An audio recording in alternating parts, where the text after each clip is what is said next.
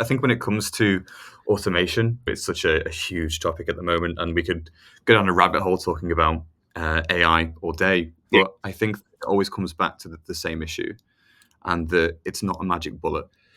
It's a tool that you can use to enhance time frames, improve efficiency, improve costs, and I think that there's a lot of people at the moment that feel AI is going to just completely revolutionize the way they work. Yeah. And ultimately, it's all about kind of small incremental changes.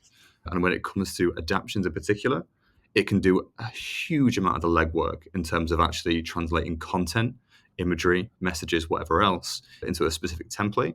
But there still needs to be that creative behind it all that is orchestrating it, that is checking it, quality checking it, and ensuring that all those messages are mixed and matched right, Yeah. and that they work for the audience. Because I think that the first kind of output that the API will give you, you're going to spend at least 5 hours reviewing it, trying to make sure that it works. I've been there myself, Austin.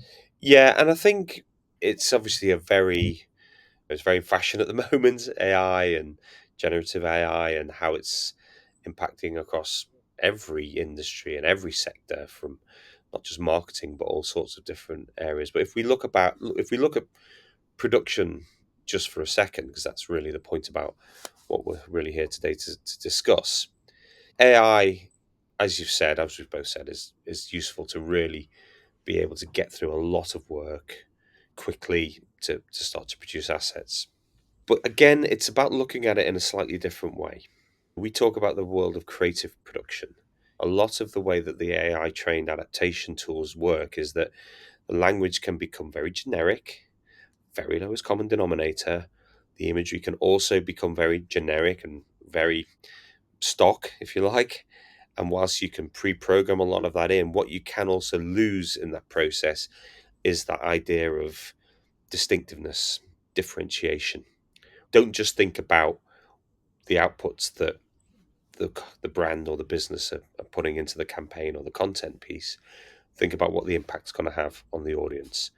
And Mhm. that is where you have to get the balance right. You have to have both sides of things, looking at it from not just a simplification and an automation point of view, but thinking about it from a creative point of view as well.